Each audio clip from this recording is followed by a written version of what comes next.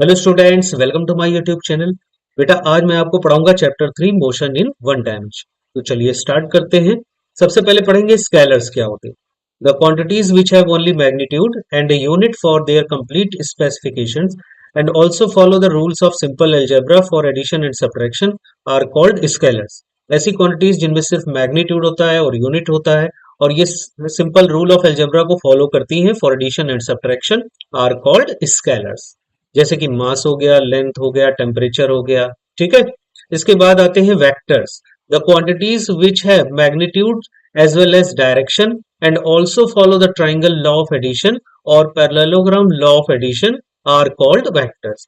ऐसी क्वांटिटीज जिनमें मैग्नीट्यूड के साथ साथ डायरेक्शन भी होता है और ये एडिशन और सब्ट्रैक्शन के लिए ट्राइंगल लॉ ऑफ एडिशन या फिर पैरेललोग्राम लॉ ऑफ एडिशन को फॉलो करती है, तो इन्हें कहते हैं वेक्टर्स। जैसे कि फोर्स हो गया, एक्सीलरेशन हो गया, मोमेंटम हो गया, ये सभी वेक्टर्स होते हैं जिनमें मैग्नीट्यूड के साथ साथ डायरेक्शन भी होती है। How to represent a vector? A vector को रिप्रेजेंट कैसे करेंगे? या तो बोल्ड लेटर से रिप्रेजेंट कर सकते हैं हम, या फिर इस तरीके से उसके ऊपर एक एरो बना सकते हैं। जैसे डिस्प्लेसमेंट वेक्टर यहां पर हमने रिप्रेजेंट किया है एस से और उसके ऊपर एक एरो बना दिया, तो ये डिस्प्लेसमेंट वेक्टर को रिप्रेजेंट करता है। ग्राफिकली हम रिप्रेजेंट कर सकते हैं इस तरीके से कि जैसे हमने एक लाइन बना दी, उसके ऊपर एक एरो बना दिया एक एंड पर, तो ये भी एक वेक्टर से रिप्रेजेंट होता है। यहाँ पर जो इन उसका स्टार्टिंग पॉइंट है वो उसका टेल होता है और जो एंड पॉइंट है वो उसका हेड होता है। तो यहाँ पर हमने इस वेक्टर को पी क्यू वेक्टर से रिप्रेजेंट किया है। तो वेक्टर एस, अगर इसको हम कंसीडर कर लें कि जैसे मान लीजिए डिस्प्लेसमेंट वेक्टर है, तो डिस्प्लेसमेंट वेक्टर को हम वेक्टर पी क्यू के इक्वल लिख सकते हैं। मैग्नीट्यूड ऑफ वेक्टर एस, अगर इस वेक्टर का मैग्नीट्यूड हम लिखें तो मॉड ऑफ वेक्टर एस, इस तरीके से हम उसको रिप्रेजेंट करते हैं, या फिर सिंपल एस से भी इसको रिप्रेजेंट करते हैं।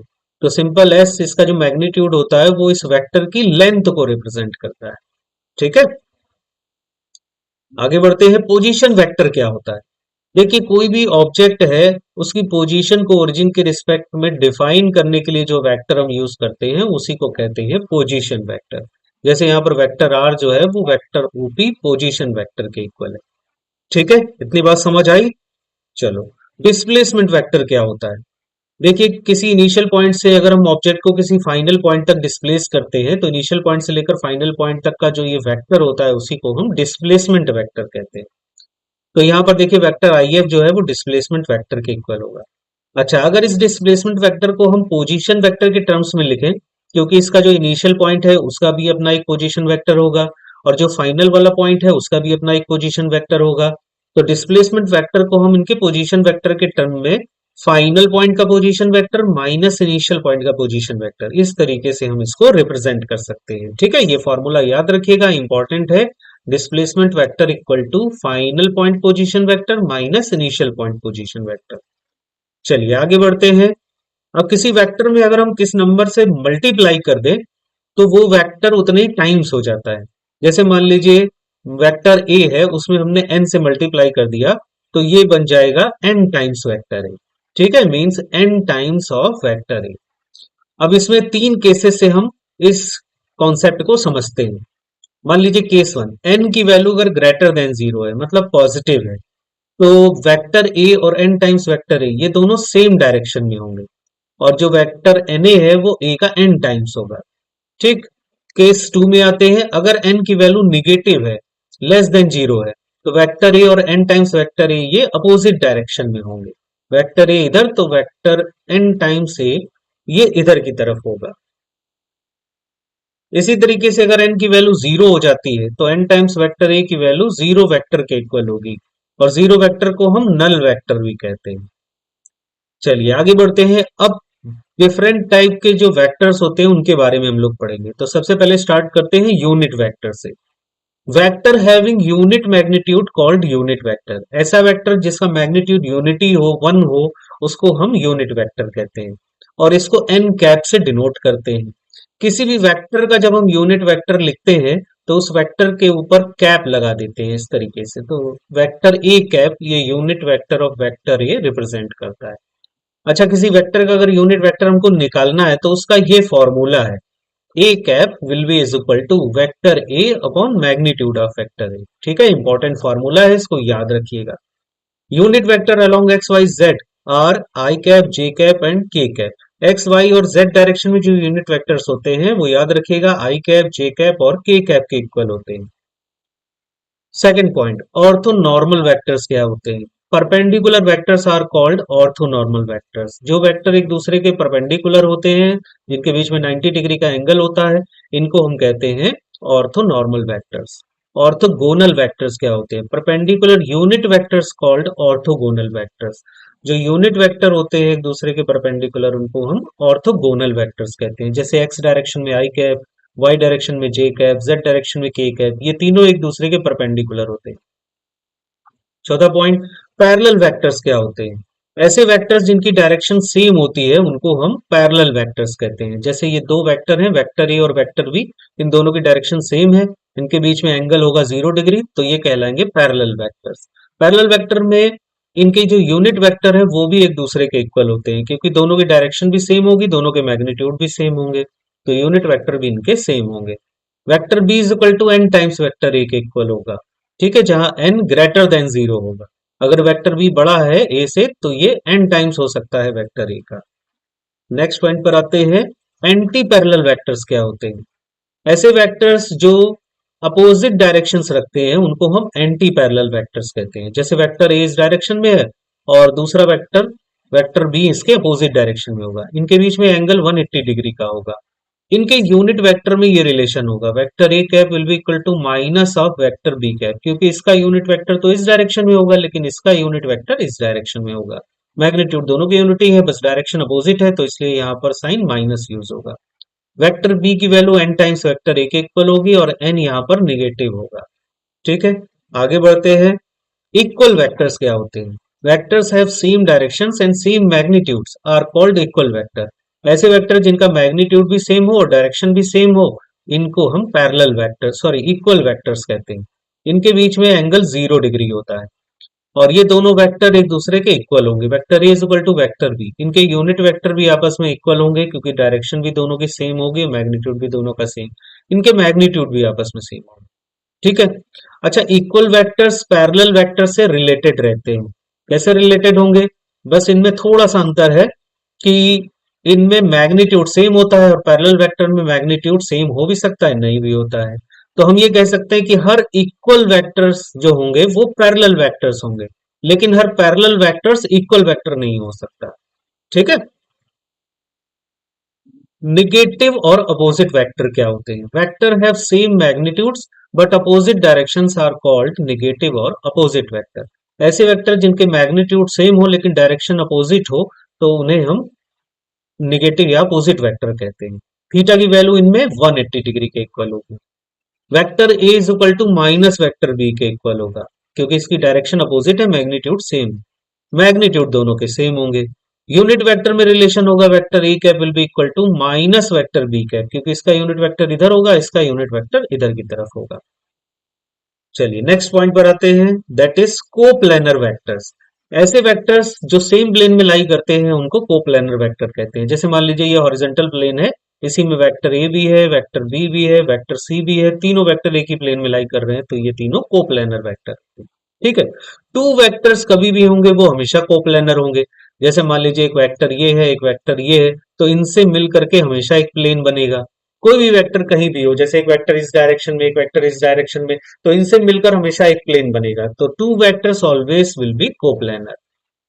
Minimum 3 coplanar vectors can give zero resultant. अगर एक ही प्लेन में 3 वेक्टर हो तो इनका रिजल्टेंट 0 हो सकता है। कैसे 0 हो सकता है, ध्यान से देखिए।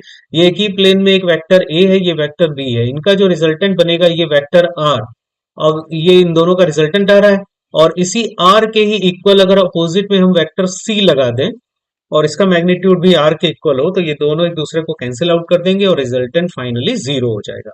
तो हम कहेंगे कि वेक्टर ए, वेक्टर बी, वेक्टर सी का रिजल्टेंट 0 होगा। तो मिनिमम कम से कम 3 कोप्लेनर वेक्टर्स होने चाहिए जिनका रिजल्टेंट हम 0 बना सकते हैं।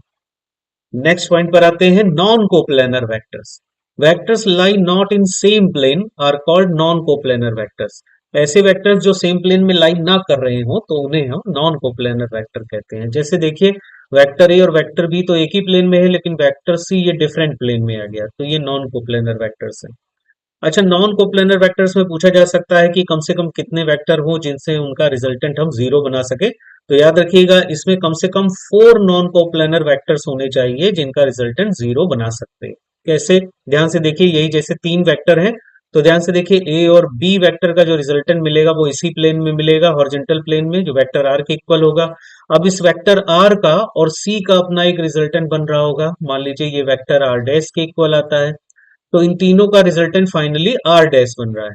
तो अगर आर डैश के इक्वल अपोजिट डायरेक्शन में एक वेक्टर डी हम यहाँ पर लगा दें जिसका मैग्नीट्यूड उसी आर डैश के इक्वल हो, तो ये इसको कैंसिल आउट करके जीरो बना देगा। तो यहां से हम समझ सकते हैं कि कम से कम 4 वेक्टर होने चाहिए, है ना, मिनिमम नॉन कोप्लेनर की कंडीशन में जीरो रिजल्टेंट देने के लिए। ये बात क्लियर हुई बेटा सबको? ओके, आगे बढ़ते हैं। Angle between two vectors. तो smaller angle between head to head और tail to tail is called angle between two vectors. ठीक है, कोई भी दो वेक्टर हो, उनके हेड टू हेड के बीच का एंगल, मिनिमम वाला एंगल, या फिर उनकी टेल टू टेल के बीच का एंगल, मिनिमम वाला एंगल, एंगल बिटवीन वेक्टर्स कहलाता है। ठीक है, इंपॉर्टेंट बात यहां पर एक और है कि मान लीजिए कोई ये वेक्टर ए दे रखा है, इसको अगर हम इसके पैरेलल में कहीं भी शिफ्ट कर सकते हैं, जैसे ऐसे शिफ्ट कर दें या ऐसे शिफ्ट कर दें या ऐसे शिफ्ट कर दें, तो ये वेक्टर चेंज नहीं होता है।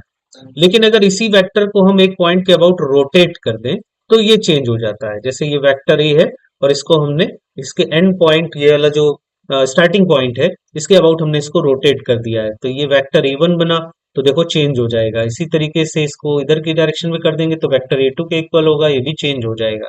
इधर की तरफ कर देंगे तो ये वेक्टर ए थ्री के इक्वल बन जाएगा। ठीक है, तो इस तरीके से हम वेक्टर ए को जब रोटेट करते हैं एक पॉइंट के अबाउट, तो ये अलग अलग वेक्टर में कन्वर्ट हो जाता है, यानी कि इसके जो वेक्टर की वैल्यू है वो चेंज हो जाती है। ठीक है, याद रखिएगा। चलिए आगे बढ़ते हैं। अब आते हैं एडिशन सब्ट्रैक्शन ऑफ वेक्टर्स पर। तो सबसे पहले पढ़ेंगे एडिशन।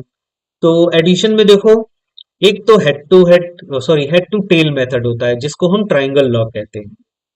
देखिए, जैसे दो वेक्टर हैं, वेक्टर ए और ये वेक्टर बी, तो इसमें हम क्या करते हैं कि वेक्टर ए के हेड से वेक्टर बी की टेल को जोड़ देते हैं इस तरीके से, और फिर वेक्टर ए के टेल से वेक्टर बी के हेड तक की जो लाइन होती है ये उनका रिजल्टेंट बनती है। तो वेक्टर आर की value vector A plus vector B के इक्वल हो जाती है। अच्छा, ऐसा भी कर सकते हैं कि वेक्टर बी में वेक्टर ए को जोड़ दें, ये वेक्टर बी है, उसके हेड में हम वेक्टर ए की टेल को जोड़ देते हैं, तो इस तरीके से भी हम इन दोनों का रिजल्टेंट फाइंड आउट कर सकते हैं। ये भी R equal to vector B plus vector A के इक्वल होगा। तो इन दोनों रिजल्टेंट की वैल्यू यहाँ पर सेम होगी। तो vector A plus vector B is equal to vector B plus vector A के इक्वल होता है, तो हम कैसे है, वो कम्यूटेटिव होता है, यानी एडिशन जो है वो कम्यूटेटिव होता है। और ये एसोसिएटिव लॉ को भी फॉलो करता है, जैसे vector A plus vector B plus vector C, तो यहाँ पर vector A plus vector B plus C के इक्वल होगा। ठीक है, यानी कि वेक्टर ए को अगर हम वेक्टर बी से जोड़े, फिर उसके बाद इनका जो रिजल्टेंट आएगा उसको हम वेक्टर सी में जोड़े, तो हमको वही रिजल्ट मिलेगा कि वेक्टर ए में हम vector B plus vector C के रिजल्टेंट को जोड़ने पर मिलेगा। ठीक है, तो ये कहलाता है ट्राइंगल लॉ। उसके बाद आगे बढ़ते हैं, ये है पैरेललोग्राम लॉ। पैरेललोग्राम मेथड या पैरेललोग्राम लॉ क्या होता है? इसमें जैसे दो वेक्टर हैं, इनको जब हम ऐड करते हैं तो इनकी टेल को आपस में जोड़ देते हैं, जैसे वेक्टर ए, ये वेक्टर बी। ठीक, फिर क्या करते हैं, वेक्टर ए के पैरेलल एक लाइन खींचते हैं और उसी तरीके से वेक्टर बी के पैरेलल यहां से लाइन खींचते हैं, तो हमें एक पैरेललोग्राम मिल जाता है। और इस पैरेललोग्राम में जो ये डायगोनल होगा वही इन दोनों के रिजल्टेंट को शो करता है। तो वेक्टर आर की value vector A plus vector B के इक्वल हो जाएगी। अब आते हैं सब्ट्रैक्शन पर। सब्ट्रैक्शन कैसे करते हैं? तो देखिए, सब्ट्रैक्शन भी एक प्रकार का एडिशन ही होता है। इसमें हम वेक्टर बी में वेक्टर ए में वेक्टर बी के निगेटिव वेक्टर को ऐड करते हैं। ठीक है, vector A minus vector B करेंगे तो vector A plus of minus vector B की value vector A minus vector B के इक्वल हो जाएगी। ठीक है, तो जैसे एडिशन में हम लोग करते थे vector A plus vector B, तो ये resultant R is equal to A plus B के इक्वल मिलता था। तो यहां पर हम क्या करेंगे, वेक्टर ए में माइनस वेक्टर बी को जोड़ेंगे। ये वेक्टर बी जो है प्लस का वो इस डायरेक्शन में है, तो नेगेटिव वाला वेक्टर भी इसके अपोजिट डायरेक्शन में हो जाएगा। और इसको ऐड करेंगे तो आर डैश मान लें इनका रिजल्टेंट अगर मिलता है तो वो value vector A minus vector B के इक्वल हो जाएगी। दूसरे लॉ से भी हम पैरेललोग्राम लॉ से भी इसको हम सब्ट्रैक्ट कर सकते हैं, उसका भी तरीका देख लो। जैसे ये वेक्टर ए है और ये वेक्टर बी है, तो एडिशन में हम लोगों ने सीखा था कि इस डायरेक्शन में उनका एडिशन मिलेगा, vector R is equal to vector A plus vector B. अब हम क्या करेंगे, वेक्टर ए में माइनस वेक्टर बी को जोड़ेंगे ये, तो इधर की तरफ जो पैरेललोग्राम मिलेगा उसमें ये जो डायगोनल होगा वो उनके सब्ट्रैक्शन को रिप्रेजेंट करेगा। तो vector R dash will be equal to vector A plus minus vector B, तो ये vector A minus vector B को रिप्रेजेंट करेगा। ठीक है, आगे बढ़ते हैं। अब आते हैं रिजोल्यूशन ऑफ वेक्टर पे। तो रिजोल्यूशन अब हम करेंगे इसका टू डायमेंशन में। जैसे मान लीजिए कोई एक वेक्टर है, इसको इसके टू डायमेंशन में रिजॉल्व करना ही रिजोल्यूशन ऑफ वेक्टर कहलाता है। तो मान लेते हैं कि ये वेक्टर ए है और उसका एंगल हॉरिजॉन्टल से थीटा का बन रहा है, तो उसका जो एक्स डायरेक्शन में रिजोल्यूशन होगा मान लेते हैं ए एक्स का मिलता है, वाई डायरेक्शन में ए वाई का मिलता है। ठीक है, तो देखो यहां से हम इस ट्राइंगल में अगर हम cos थीटा लगाएं तो cos थीटा इक्वल टू लिख सकते हैं बेस अपॉन हाइपोटेन्यूज। तो बेस हो गया ए एक्स, हाइपोटेन्यूज हो गया ए के इक्वल, तो ए एक्स बाई ए। तो यहाँ से ए एक्स की वैल्यू हम लिख सकते हैं ए cos थीटा के इक्वल होगी। उसी तरीके से साइन थीटा लगा दे तो sine theta is equal to A y upon A के इक्वल होगा, और ये वैल्यू हो जाएगी A sine theta, A y is equal to A sine theta के इक्वल। अच्छा, अब ये जो वेक्टर ए है इसको हम ये vector A X plus vector A Y के सम के इक्वल लिख सकते हैं। तो vector A X plus vector A Y. अच्छा, वेक्टर ए एक्स को क्या लिख सकते हैं, वेक्टर ए एक्स को हम ए एक्स आई कैप लिख सकते हैं। ए एक्स जो है वो मैग्नीट्यूड है एक्स डायरेक्शन में, और इस डायरेक्शन के यूनिट वेक्टर से हम इसमें जब मल्टीप्लाई कर देंगे तो ये वेक्टर ए एक्स बन जाएगा। तो वेक्टर ए एक्स को हम ए एक्स आई कैप, इसी तरीके से वेक्टर ए वाई को vector A Y J cap लिख सकते हैं। ए एक्स को हम फर्दर ए कॉस थीटा लिख सकते हैं यहाँ से, और ए वाई को ए साइन थीटा लिख सकते हैं। तो इस तरीके से vector A is equal to A cos theta I cap plus A sine theta J cap के इक्वल हो जाएगा।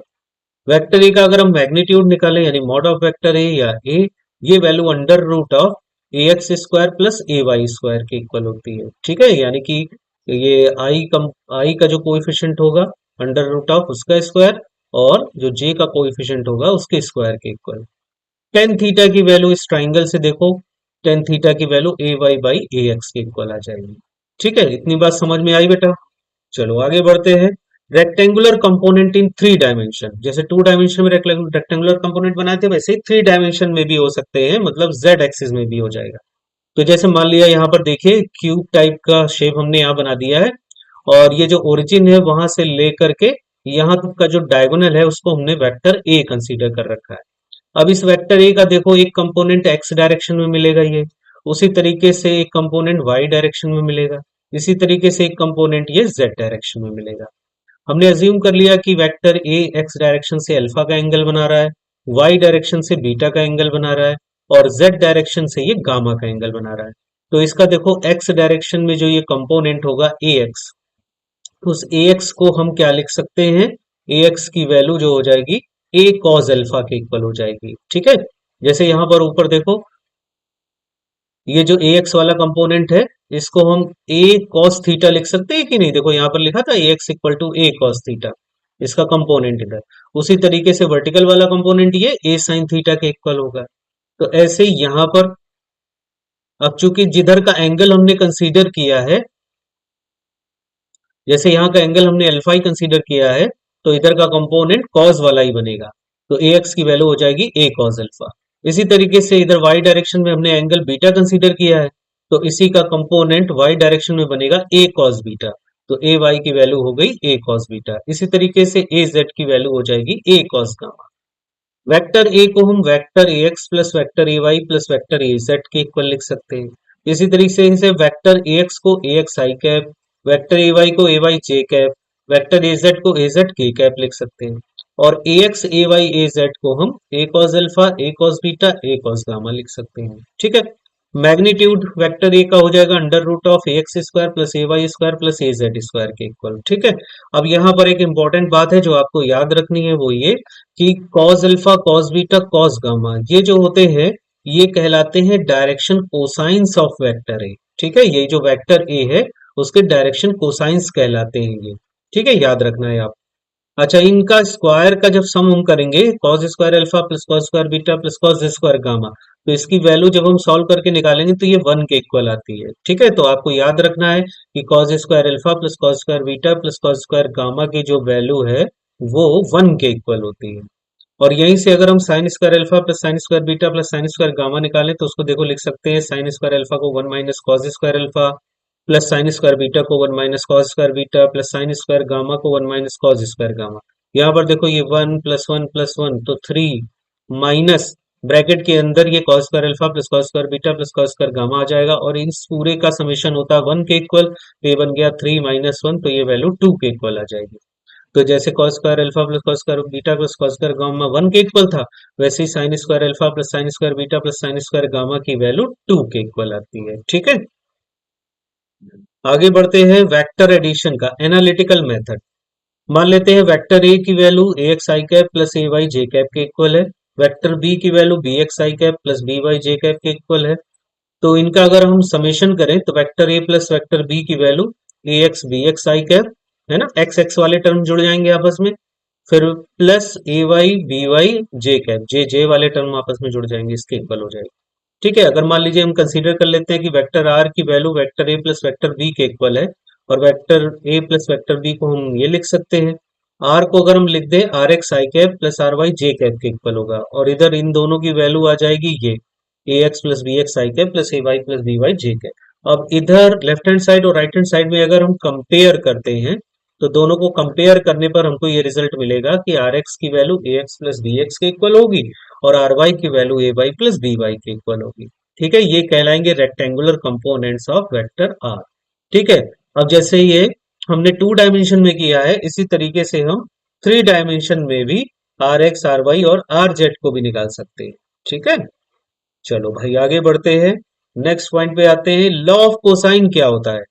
देखिए जो पैरेललोग्राम लॉ था जिससे हमने दोनों वेक्टर को एडिशन किया था, तो इस तरीके का डायग्राम इसमें हम बना सकते हैं। यहाँ से एक परपेंडिकुलर ड्रॉ कर दें यहाँ पर, तो ये सीई लाइन बन जाएगी और इस पॉइंट को एफ मान ले तो ये एफ ही बन जाएगा। ठीक है, ये इनका रिजल्टेंट है, ये जो रिजल्टेंट का हॉरिजॉन्टल से एंगल बन रहा आर थीटा ए और बी के बीच का एंगल है, ये बी है तो ये भी बी के इक्वल हो जाएगा, ये भी एंगल थीटा के इक्वल होगा। ठीक है, यहाँ से vector R is equal to vector A plus vector B के इक्वल कर सकते हैं हम।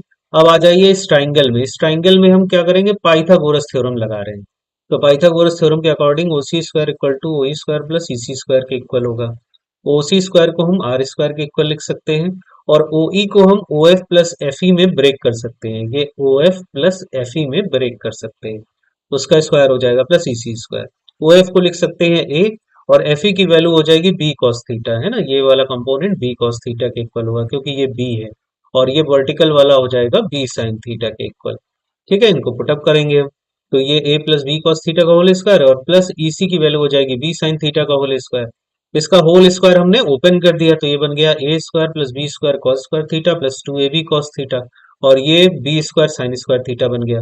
अब इस टर्म को और इस टर्म को एक साथ ले लेते हैं तो बी स्क्वायर कॉमन हो जाएगा, अंदर cos square plus sine square theta one हो जाएगा, तो आर स्क्वायर की वैल्यू आ जाएगी under root, sorry A square plus B square plus two A B cos theta, तो आर इज इक्वल टू आ जाएगा under root of A square plus B square plus two A B cos theta. ठीक है, ये जो result है याद रखिएगा, ये कहलाता है law of cosines. Tan alpha की वैल्यू इस ट्राइंगल में निकालेंगे हम, यही ओ सी ई में, तो टेन अल्फा की value C E upon O F plus F E के इक्वल होगी, सीई की वैल्यू बी साइन थीटा और O F plus F E को A plus B cos theta के इक्वल लिख सकते हैं। ठीक है, चलो भाई आगे बढ़ते हैं। अब इसमें कुछ स्पेशल केसेस हैं, थीटा की वैल्यू अगर ऊपर वाले फॉर्मूले में लॉ ऑफ कोसाइन में अगर हम जीरो रखें तो आर की वैल्यू ए प्लस बी के इक्वल आएगी। ठीक है, थीटा अगर जीरो है तो दोनों वेक्टर सेम डायरेक्शन में होंगे, वेक्टर ए और वेक्टर बी, और ऐड हो जाएंगे, उन्हीं के ही रिजल्टेंट के बराबर उनका रिजल्टेंट होगा ए प्लस बी, और ये रिजल्टेंट मैक्सिमम होता है।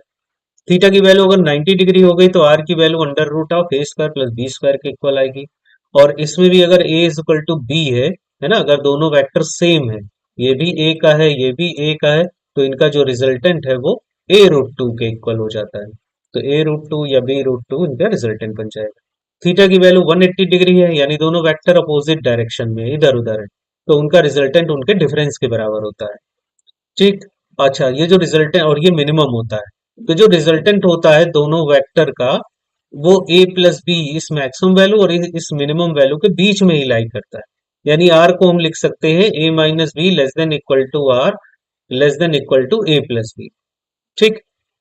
नेक्स्ट पॉइंट पर आते हैं। अगर मान लीजिए दो वेक्टर इक्वल हैं ए और बी, उनके बीच का एंगल थीटा है और उनका रिजल्टेंट ये आर मिलता है, तो आर रिजल्टेंट का formula two A cos theta by two B होता है और यही two B cos theta by two के इक्वल भी हो सकता है। ठीक है, ये इंपॉर्टेंट फॉर्मूला है, याद रखिएगा। यहाँ पर ए दोनों वेक्टर की वैल्यू है ना, और थीटा उनके बीच का एंगल है, तो two A cos theta by two या two B cos theta by two. फिर आते हैं लॉ ऑफ कोसाइन पर। तो लॉ ऑफ कोसाइन में देखिए ये ट्राइंगल है, इस वाले ट्राइंगल में आ जाइए, ओ सी ई वाले ट्राइंगल में। तो ध्यान से देखिए, इसमें सीई को हम लिख सकते हैं आर साइन अल्फा। ये वाला जो सीई है, इसको हम, ये आर का जो कंपोनेंट होगा ना वर्टिकल वाला, ये अल्फा एंगल है, तो इसका वर्टिकल वाला ये जो कंपोनेंट होगा इसके टर्म में लिख सकते हैं, ये होगा आर साइन अल्फा के इक्वल। ठीक है, समझ आ रहा है। तो सीई की वैल्यू आर साइन अल्फा के इक्वल होगी। इसी तरीके से सीई को हम बी साइन थीटा के इक्वल भी लिख सकते हैं। इसी सीई को इस बी साइन थीटा के इक्वल लिख सकते हैं। कैसे? देखो, ये एंगल थीटा हुआ, तो ये बी है, तो इसका कंपोनेंट जो वर्टिकल वाला होगा ये बी साइन थीटा के इक्वल होगा, तो बी साइन थीटा भी सीई के इक्वल होगा, तो दोनों इक्वल हो गए। तो R sine alpha is equal to B sine theta के इक्वल होगा। तो यहां से हमको रिजल्ट मिलेगा R sine theta, R upon sine theta equal to B upon sine alpha. ठीक है, इसको इक्वेशन वन कंसीडर कर लेते हैं। फिर उसके बाद आते हैं triangle O F D and O and F D C में। ओ एफ डी मतलब ये वाला ट्राइंगल और ये वाला ट्राइंगल। ठीक, इन दोनों ट्राइंगल में आते हैं। तो इन दोनों ट्राइंगल में ध्यान से देखो, जो डीएफ की वैल्यू है, डीएफ मतलब ये वाली लाइन है, इसको हम ए के टर्म में लिख सकते हैं। कैसे ए के टर्म में लिख सकते हैं? ध्यान से देखिए, ये वेक्टर ए है और ये एंगल अल्फा है, तो इसका जो परपेंडिकुलर ये बनेगा ए साइन अल्फा। तो ए साइन अल्फा के इक्वल डीएफ की वैल्यू हो जाएगी। तो डीएफ को हम ए साइन अल्फा के इक्वल लिख सकते हैं। इसी तरीके से इस बी के टर्म में भी हम डीएफ को लिख सकते हैं। ये एंगल बीटा है, तो देखो ये बी का जो ये वर्टिकल कंपोनेंट होगा, बी साइन बीटा, ये बी साइन बीटा की वैल्यू ये डीएफ के इक्वल होगी कि नहीं? तो D F is equal to B sine beta भी हो गया। इन दोनों से हम रिजल्ट निकालेंगे तो ये निकल के आएगा A upon sine beta is equal to B upon sine alpha. अब ये इस क्वेश्चन को सेकंड इक्वेशन कंसीडर कर लेते हैं। अब ये फर्स्ट और सेकंड इक्वेशन की हेल्प से हम एक फाइनल रिजल्ट निकालेंगे, जो कि निकलता है R upon sine theta is equal to A upon sine beta equal to B upon sine alpha. इसी को कहते हैं लॉ ऑफ साइन। ठीक है, इतनी बात क्लियर हुई। चलो आगे बढ़ते हैं। अब आते हैं वेक्टर एडिशन पर। तो वेक्टर एडिशन में देखो, ये वेक्टर ए, ये वेक्टर बी, ठीक है, इनके बीच का एंगल थीटा, तो ये बन जाएगा उनका addition, vector R is equal to vector A plus vector B. और इनका जो सब्ट्रैक्शन होगा उसमें वेक्टर निगेटिव यानी कि माइनस वेक्टर बी को हम ऐड करेंगे, तो यहां पर उनका subtraction vector R dash equal to vector A minus vector B के इक्वल होगा। ठीक है, तो वेक्टर सब्ट्रैक्शन में देखो कि जो एंगल होगा, ध्यान से देखो, जैसे एडिशन का जो केस था उसमें ये एंगल थीटा हम लोग लिखते थे, जो कि क्या होता था, ए और बी के बीच का एंगल। लेकिन यहां पर हम किसको किसको ऐड कर रहे हैं? वेक्टर ए और माइनस वेक्टर बी से। तो वेक्टर ए तो ये हो गया और माइनस वेक्टर बी ये हुआ, तो इनके बीच का जो एंगल बनेगा वो 180 माइनस थीटा बनेगा, तो वो वैल्यू यहाँ पुटअप करेंगे, तो ये आ जाता है रिजल्टेंट वेक्टर आर डैश से आर डैश का magnitude under root of A square plus B square minus two A B cos theta. ठीक है, तो ये याद रखिएगा कि एडिशन में यही R is equal to under root A square plus B square plus two A B cos theta होता है, और जब हम सब्ट्रैक्शन करते हैं तो यही R dash plus B square minus two A B cos theta के इक्वल होती है। ठीक है, अच्छा, उसमें हमने टेन अल्फा निकाला था, यहाँ पर हम टेन अल्फा डैश निकालेंगे।